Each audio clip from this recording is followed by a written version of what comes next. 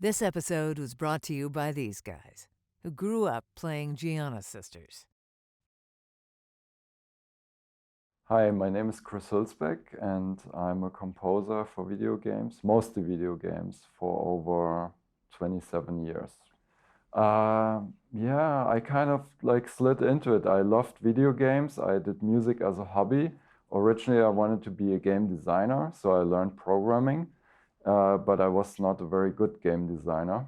And a friend of mine had already sold a game to a company, but he wasn't good with sound. He needed music and sound effects, and that's how I got started.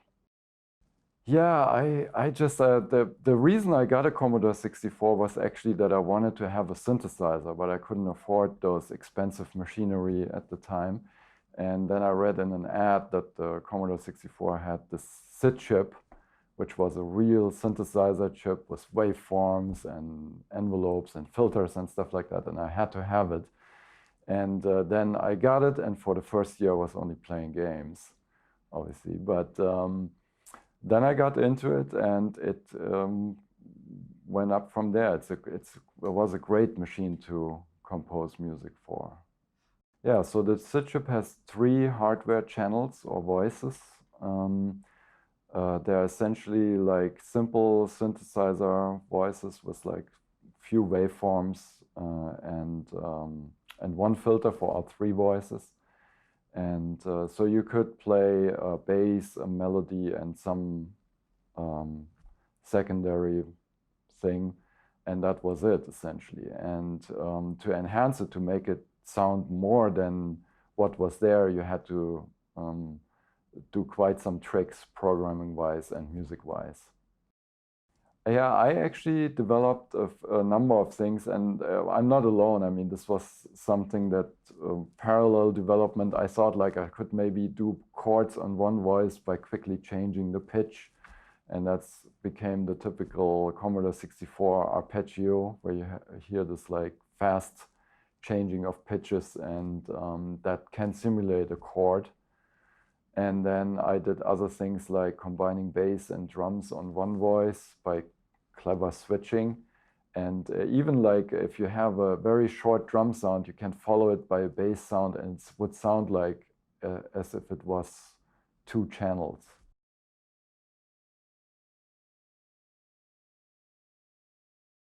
Well, that was actually called the sound monitor. And so it was like before trackers became something on the Amiga computer. I did something similar on the C64. And it was essentially because I had won a contest for game music or music with the Commodore 64 in a magazine. The piece was called Shades. And the editor was so amazed by it and said, "How could you do this?" And I had actually hacked the numbers of that song into the memory using a monitor program.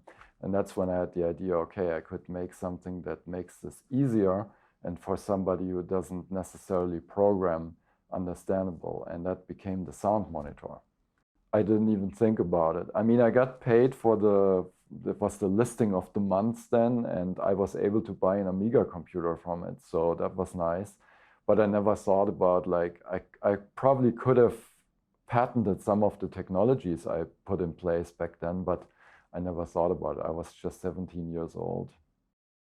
It definitely opened up a lot of people that were not that great programming wise, but they were talented musicians, and they were finally able to hack their music into the computer, which expanded later then with like development of the sound tracker and stuff like that.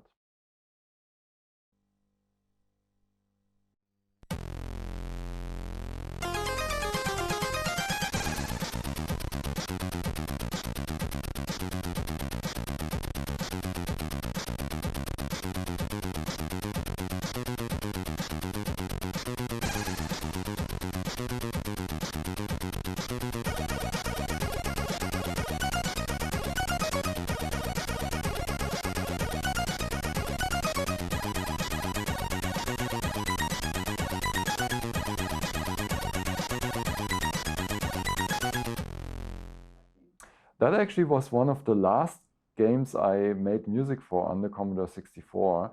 And it was a lucky draw because we were actually almost sued by the company who acquired the rights to R-Type because we had made a game called Katakis, which looked very similar to R-Type and copied some of the graphics even. And the license holders, they were not happy about that, but they said, oh, we're struggling with the port of R-Type from the arcade to the C64. Let's make a deal. You rename your game, take some of the graphics out, and in turn, you also create R-Type for us.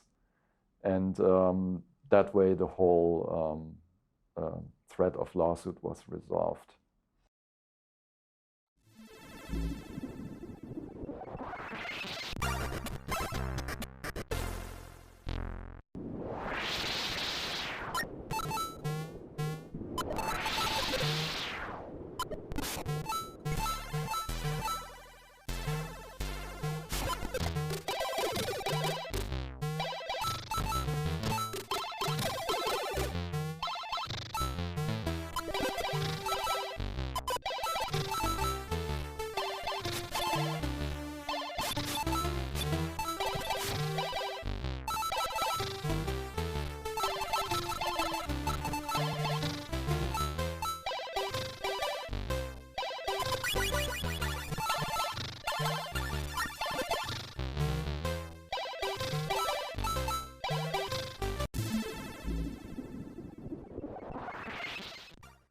Basically the same deal. This was actually before R-Type, so the company hadn't learned really, I guess. And it was basically a pretty blatant rip-off of Super Mario Brothers. Even the name, the Great Giana Sisters, was kind of like more than inspired by Mario Brothers. And there was also a threat of a lawsuit, and they decided to take the game off the market. But by that time, it had actually sold pretty well, and has to this day a fan base. And now there's new incarnations of that concept. Doesn't look quite like Mario anymore, so that's good. And I always say, like, the music was the one thing that wasn't stolen. So yeah, I mean, was there a temptation to go to the Mario Brothers music and sort of copy that, or you just decided, no, we're gonna start from scratch? No, I always had like plenty of ideas. I didn't need to like go somewhere. The only thing was the title track was inspired by Madonna's True Blue song, because the boss of Rainbow Arts, he was a big Madonna fan. So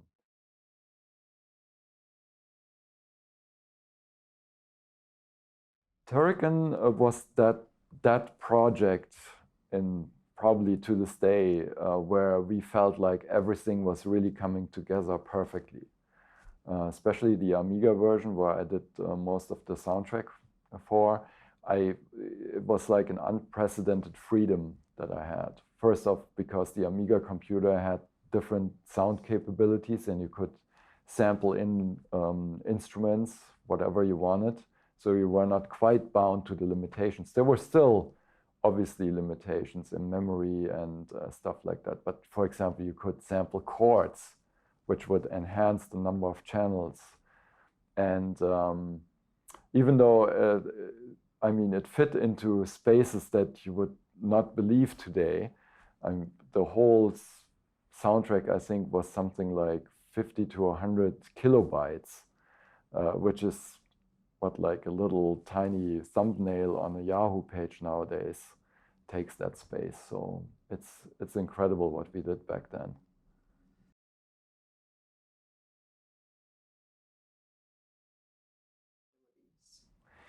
Yeah, I mean, it was a continuation essentially from the sound monitor with some enhancements. The TFMX system, the major thing in it was that I had a little script program type of thing that would run each time you would trigger a note.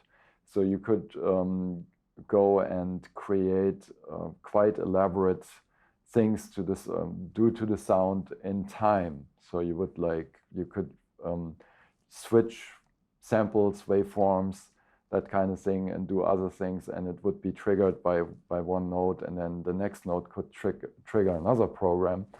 And that was that, I called it the sound macros.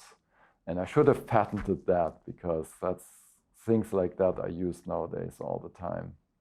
And the other thing that I also can add to that is for Turrican 2, actually, I created or devised this enhancement of the voices. So instead of like having just 4 hardware channels, I had a friend over in Germany, Jochen Hippel, who did programming for the Atari ST, and he had actually made an emulation of my TFMX system on the Atari ST.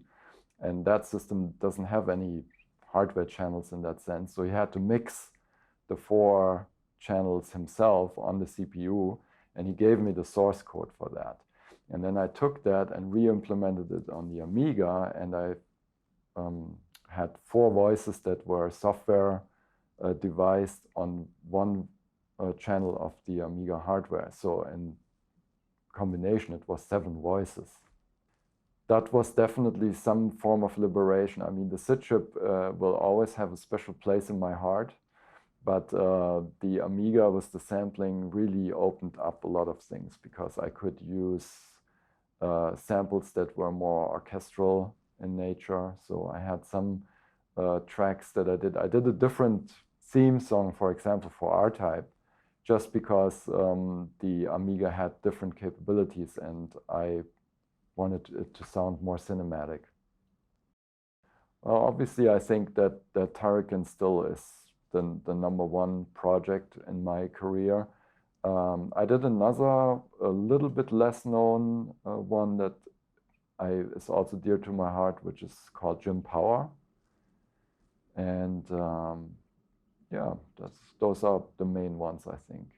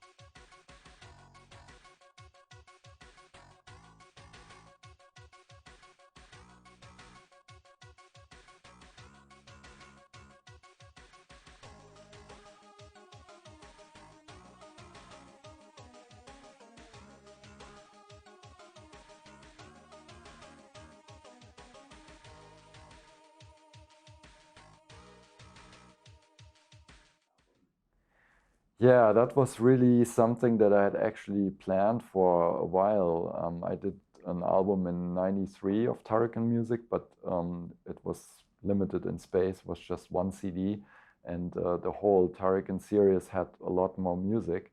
So immediately after, I thought maybe we should do a volume 2, and that fell by the wayside for quite some time. And then when it came close to the 20th anniversary of the games, I thought like, well, we should revisit that. But I didn't know how to finance it until I learned about Kickstarter. And I thought maybe that's the way to do it. And it was actually much more successful than I thought it would be. And we then expanded it to this 4 CD album, plus the original Amiga recordings on a USB stick. And we even did a medley of it with the same orchestra that did Symphonic Shades. And that was amazing. So it's definitely the best thing that could happen to that project, and I got to thank my fans and Kickstarter to make that happen.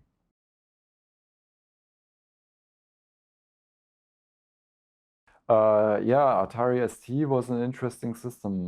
The sound capabilities were actually not as good as the Amiga. I think you could, with the help of the CPU, put out digital audio or samples.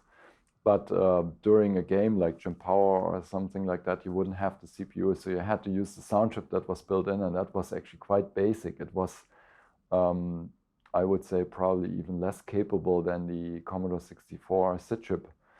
But I had fun with it, nevertheless. And the interesting thing about it is I did it actually on the Amiga.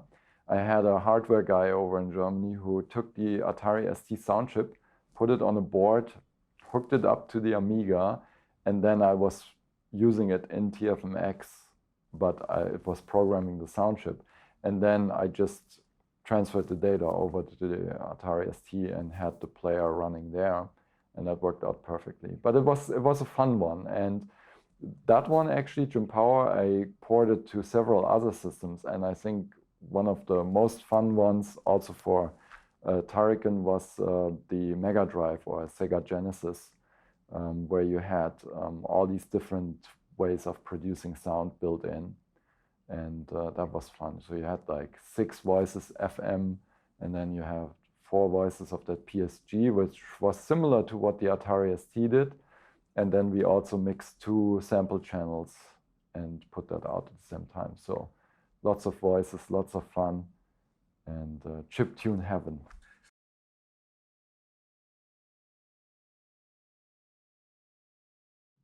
The Super Nintendo was fun too, especially in the sense that it had 8 sample channels from the chip.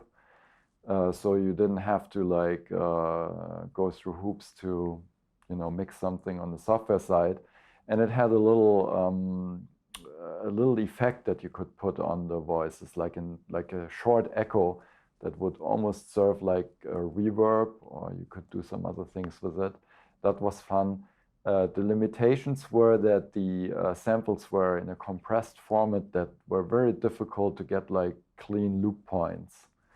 And the memory wasn't that great. It was a little bit better than Amiga, but not that much more. And it was 16-bit samples distilled to like 4-bit or something like that. But it was nevertheless good system. And I still enjoy the sound of it. It's like very smooth.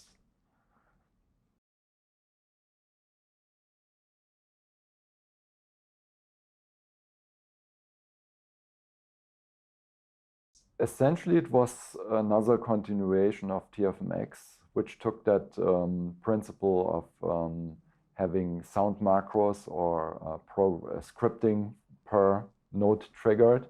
And then also it had some features to organize your whole project and keep track of all the samples and stuff like that. So you could actually then compile it into a package that would live in the game. So it was kind of like an authoring system. But the main thing was really you would create the music with MIDI, and it would be connected to PC, and there was like a player that would then simulate all the software-generated voices that you would have on the N64 and then later GameCube.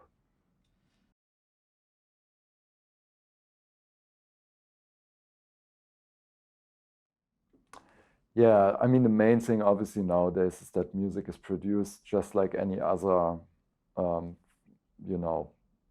soundtrack or even pop music. It's usually a studio production, and now you can record orchestras, and there's a lot of freedom. You can bring in session musicians and stuff like that, and we didn't have that back then. Back then it was really like sitting in your room by yourself essentially, and wrestling a lot of numbers. So that was it, and programming, and just like trying to figure out the next trick to get something out of a sound chip. And that has definitely transformed it. I often get asked, wasn't it better back then, that minimalistic, or that the game music used to be better? I don't think so, actually. I think both has its places. And the music that's actually coming out nowadays is incredible for games. It's just not noticed as much because it's so broad and accepted. Back then it was something very new, that you had your own home computer sitting there and all of a sudden some music comes out of it. It's more accepted now that games have great music. But if you listen to some of the productions nowadays, and like there's the Audio Gang Awards, and it's incredible what's being produced. It's similar to Hollywood, if not better. One thing that hasn't changed is that it's a total interactive medium, so you never know exactly what the player is doing next. So you need to produce the music in a way so that it can react to the different gameplay stages. And that, I think, is still the biggest challenge. And there's plenty of ideas out there and great systems that you can utilize. You know, if you want to go back to like sound monitor, TFMX, musics, now you have Fmod and Wise as tools, and they have stuff built in that helps with that process. But it's still like the composer has to create the music in a way that is, yeah, conducive to that kind of interactivity.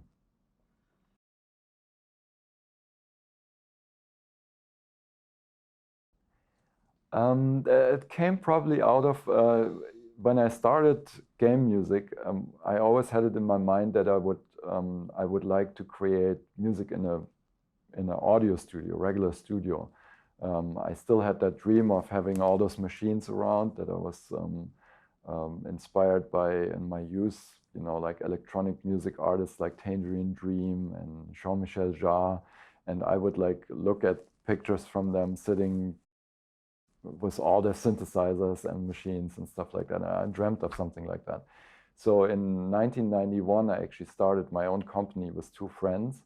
And one of the objectives was to build our own audio studio. And yeah, so the continuation of that was to create an album and sell that. And it was quite remarkable, actually, because we did not have a label deal. We sold it just on computer fairs and mail order, and I think we sold of that album 15,000 copies. Yeah, that is actually one of those things that I would have never imagined happen ever, and I wish my grandma would be still alive to have seen that. It was a fan of mine. Thomas Burker produces these concerts since I think 2003 or 2004. And he's been a fan of mine for a number of years. He actually wrote me as a teenager letters that he's my #1 fan. And I got a lot of those letters and thought like, oh, well, you know, okay. But maybe it turned out maybe he was my #1 fan because he's really invested in that orchestral game music world. And yeah, Symphonic Shades was definitely a big milestone. And were you doing all of the orchestration for that yourself? no, I contributed one piece where I did some of the orchestrations, but most of them were done by people who have actually studied it on a conservatory. And Jonne Walton is actually a guy that was active in the Amiga scene back then, and he did most of the orchestrations. But we also had like guest arrangers, orchestrators from Japan, Yuzo Koshiro and Takenobu Mitsuyoshi, which was an honor that they came over and did that. And I was sitting in the concert with tears running down my cheeks. It was amazing.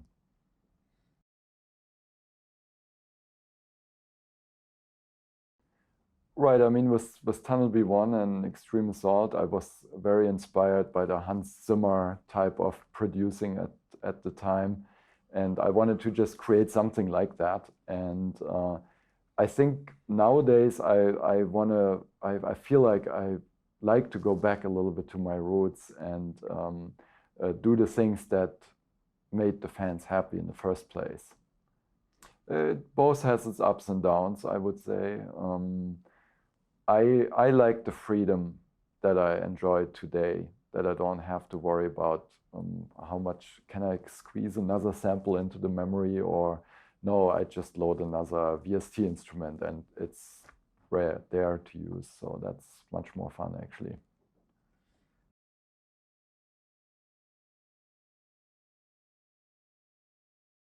That's actually also another thing that is, it started probably at the end of the 90s. I heard a piano album of composer I admire. And it was also music that was kind of similar to my style, or I was inspired by his music in the past. And so he put out these piano arrangements, and I thought, wow, that would be cool to do something like that. Because to this day, I often compose my melodies with a plain piano sound. And Then also I got requests by my fans over the years, several requests to get sheet music. And I'm actually not a trained composer. I don't read or write music. I mean, I can follow a score, but I don't really do that. And so it took a number of years to get that project really like to the stage where it's now. And I met a really gifted keyboarder and pianist over in Germany who really captured my music perfectly, and worked with him on it. And then I decided, let's try another Kickstarter to get it actually printed and released.